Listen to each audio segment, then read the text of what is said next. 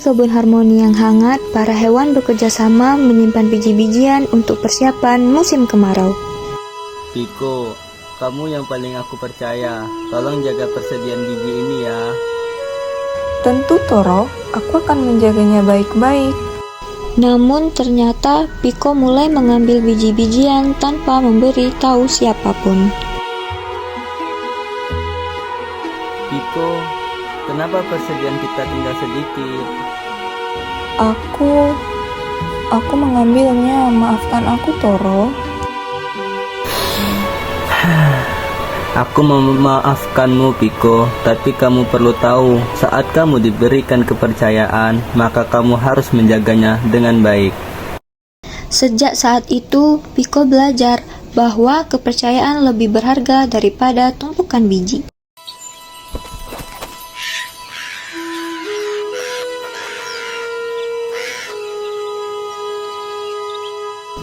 Dulu, Piko yang saat itu masih kecil bernama Kiko, hidup bersama paman dan bibinya yang kejam. Mereka menuntut Kiko selalu mencari biji-bijian. Kiko, ambil lebih banyak biji sekarang. Cepat, kalau tidak cukup, kamu akan dihukum.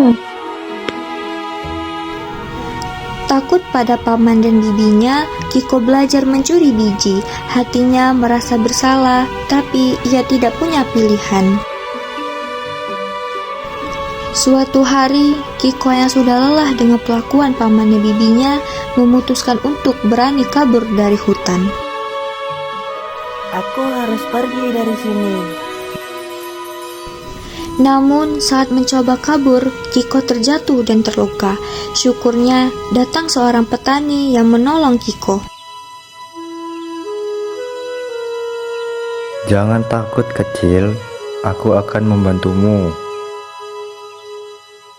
Petani itu membawanya ke kebun harmoni yang damai. Di kebun harmoni, Kiko yang kini dikenal sebagai Piko. Piko belajar bahwa hidup aman dan bahagia hanya bisa dicapai dengan berani keluar dari penindasan dan menemukan tempat yang menghargai dirinya.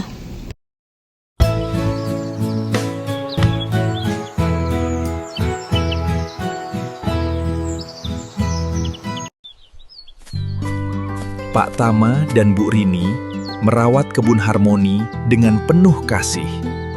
Pak Tama, apa yang sedang Anda sembunyikan? hehe, hanya kejutan kecil, Thor. Ini untuk mereka yang masih takut datang ke kebun, kita bantu sedikit demi sedikit. Burung liar juga butuh makan.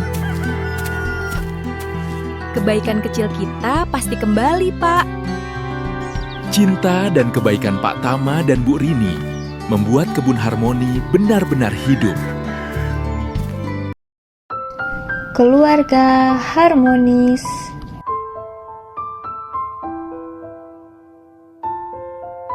Ayah, ibu pertama kali ketemunya di mana?